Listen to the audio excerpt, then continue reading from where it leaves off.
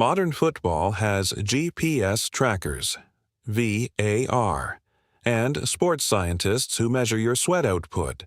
Let's see how 10 of the greatest players to ever exist would actually handle it.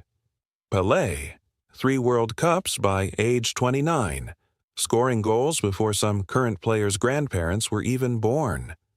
This tournament expanded to 48 teams and a record 104 matches, the biggest World Cup in history. Pelé's first World Cup had 16 teams total. He'd take one look at the new schedule and ask if anyone here also has a day job. Also, VAR issues would have prevented him from ever scoring a goal, because it's not like he can wait near goal every time like the old days at just score. Maradona.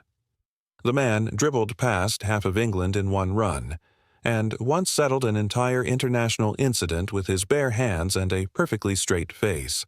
Then spent the next 30 years never once apologizing about it. This World Cup happens to be one of the most politically charged tournaments in history, hosted across 3 countries, with a government that loves a press conference. Maradona, a man who never met a microphone he didn't have a strong opinion into, would have absolutely combusted with his wild thoughts and comments. That's all possible if he is not already arrested for drug possession. Zidane.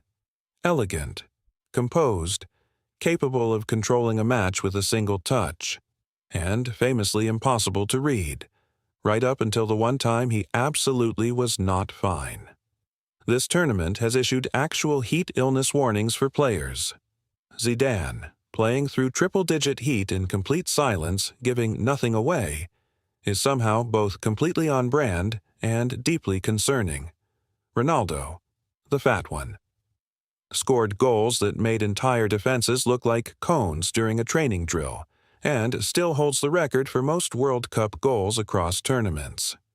This World Cup has a live Golden Boot tracker, updating in real time. Ronaldo would check it once, see his name still sitting at the top of the all-time list, and go back to whatever he was doing, without saying a word. Cruyff invented a move so iconic they just named it after him, the Cruyff turn, still used today by players who weren't even alive when he first did it. He'd walk into a modern tactics meeting, redesign the entire formation in 15 minutes, and then act mildly insulted that nobody had thought of it first. Beckenbauer, Der Kaiser, invented the modern sweeper libero role, basically organized entire matches from the back, while also defending them. This World Cup expanded to 48 teams across 3 countries, the most complicated, most chaotic edition in the tournament's history. Beckenbauer would take one look at the bracket, calmly reorganize the whole thing, and ask why nobody just asked him first. George Best. Footwork so good, people genuinely debated whether he was better than Pelé. Off the pitch, famously allergic to discipline of any kind, in an era with maybe 3 tabloid photographers, total. Drop him into a World Cup where every fan in the stadium has a phone and a group chat, and his media team would need to be hired roughly 9 months in advance. Garrincha. Bent legs that doctors said shouldn't have let him walk properly, let alone become one of the greatest dribblers in history. Football, it turns out, did not read the medical report. This World Cup already has its own underdog miracle, a tiny nation's goalkeeper, nearly breaking the all-time save record in a single match. Garrincha would watch that highlight, nod once, and say nothing, because he invented "nobody expected this" as a personal brand decades ago. Puskás, the galloping major. Over 80 international goals. Led Hungary's golden team that went undefeated for years. He'd show up to a modern fitness test, get told his left foot alone generates more shot power than most teams' entire attack, and act completely unsurprised by the result. Lev Yashin, the Black Spider, still the only goalkeeper to ever win the Ballon d'Or, saved over 150 penalties across his career, like it was a mildly interesting hobby.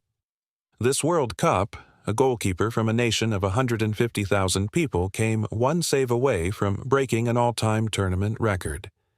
Yashin would watch that match back, say nothing about whose record it nearly was, and quietly go train for another 6 hours anyway. 10 legends, 1 modern World Cup, and somehow the only thing that would actually struggle to keep up is VAR's patience. Who do you think wins it all? Drop your starting 11 in the comments. We're building the next matchup from your picks.